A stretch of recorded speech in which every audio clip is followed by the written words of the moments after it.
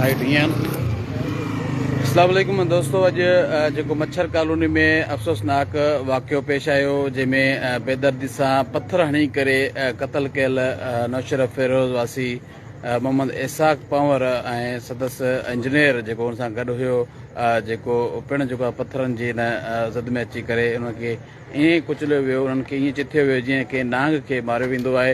उन सॼे मामले जी अॼु हिन वक़्तु तक़रीबन 2 थी रहिया आहिनि। जेको आहे सो उन केस दाख़िल थी वियो आहे, जॾहिं त केस नौशर फिरोज़ वासी जेके बेदर्दी सां क़तल थियल नौजवान उनजे चाचे जी मुदत में दाख़िल थियो आहे। जेको मूंसां हिन वक़्तु गॾु आहे उनखां पुछा कंदासीं। अस्सलाम वालेकुम। वालेकुम अस्सलाम।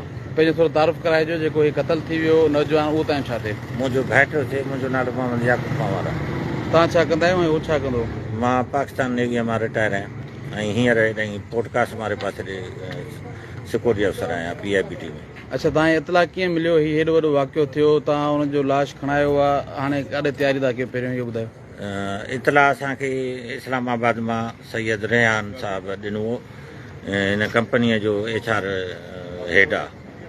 उन खां पोइ असां हिते पहुतासीं सिविल अस्पताल। हींअर असां हिनखे खणाए नौशर फिरोज़ वञूं था, ॻोठु हाजी मोहम्मद हाशिम पंवर।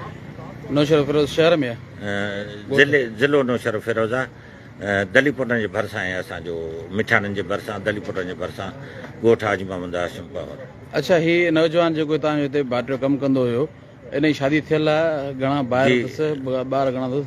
शादी थियल अथसि, 3 ॿार अथसि, 2 न्याणियूं ऐं 1 पुटु। अच्छा, हिकिड़ी नंढड़ी हाणे जाई बि? हा, 1.5 महीनो खनि पहिरों जाई अथसि।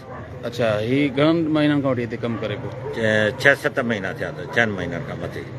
अच्छा, तव्हां हिन लाश ॾिठो अस्पताल में, कहिड़ी हालत में हो? वॾी हालत ख़राब हुई। जेकॾहिं को बि सख़्तु दिलि वारो ॾिसे हा त उन जो बि माना रोअण अची वञे असां जेॾी महिल असां ॾिठो हुनजी। अच्छा, हाणे तव्हां खणी था वञो पिया होॾे, हिनजी फैमिली हिते या होॾे? ॿार हिते आहे नौशर फिरोज़। उन्हनि खे तव्हां ॿुधायो आहे? न ॿुधायो, क्लियर कोन ॿुधायो अथऊं। उन माउ खे ऐं उनजे घरारीअ खे क्लियर कोन ॿुधायो अथऊं। बहरहाल फ़िलहालु लिक में रखियो अथऊं। अच्छा, हीउ जेको केस थियो आहे, घणा नामज़द कया विया नाले?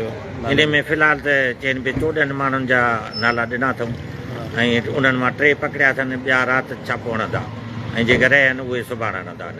छा मुतालबो कंदो? हीउ एतिरे 6 महीननि खां वठी वीचारो हिते रोज़ी करे पियो, उनजे एॾो बेदर्दी सां क़तल थियल आहे, तव्हां हुन लाइ गवर्नमेंट खे छा? असांजो मुतालबो आहे वज़ीर आला सिंध खां ऐं DIG सिंध खां त जेके बि हिन में मुलविस आहिनि, जेके बि हिन टीवीअ ते ख़बरुनि में तस्वीरूं अचनि थियूं, उन्हनि खे गिरफ़्तार कयो वञे। भली 2 ॾींहं लॻी वञनि, लेकिन गिरफ़्तार थियनि ऐं उन्हनि खे सख़्तु खां सख़्तु सज़ा ॾिनी वञे ऐं उन्हनि खे कैफ़े किरदार ते पहुचायो वञे। अच्छा, हाणे तव्हां लाश खणी वञो पिया? जी, असां हाणे लाश खणी ऐं ॻोठु वेंदासीं। जी, हीउ अफ़सोसनाक वाक़ियो जेको अॼु मच्छर कॉलोनी में थियो आहे, डाक्स थाणे जी हद में अॼु हुनजी FIR हींअर काफ़ी टाइम खां वठी हीउ याकूब जेको हुनजो चाचो आहे उहो हिन थाणे ते मौजूदु हुयो। उनखां पोइ मूंखे कंहिं इतला ॾिनो त हुते मौजूदु आहिनि ऐं हिननि वटि ॿियो को बि चारो न हुयो। हिननि खे जेको हिते अची करे उहा FIR कराइण जी कोशिशि कईसीं, जॾहिं त हिननि जो इहो इरादो हो त FIR बाद में कयूं, पर उहो केस हितां जेके SSP फिदा जामरी आयो ऐं FIR पूरी लिखी वियो, पर उन में नामज़द नाला न कया विया। उनखां पोइ जॾहिं असां आयासीं ऐं उन में तक़रीबन 14 ॿुधाया पिया वञनि त नाला उन में नामज़द कया विया आहिनि। हिन वक़्तु उहो केस दाख़िल थी वियो आहे, जॾहिं त हीअ जेके दोस्त आहिनि उहे हितां हाणे उहो लाश जेको मड़ आहे उहो खणाए नौशर फिरोज़ लाइ रवाना थियनि पिया।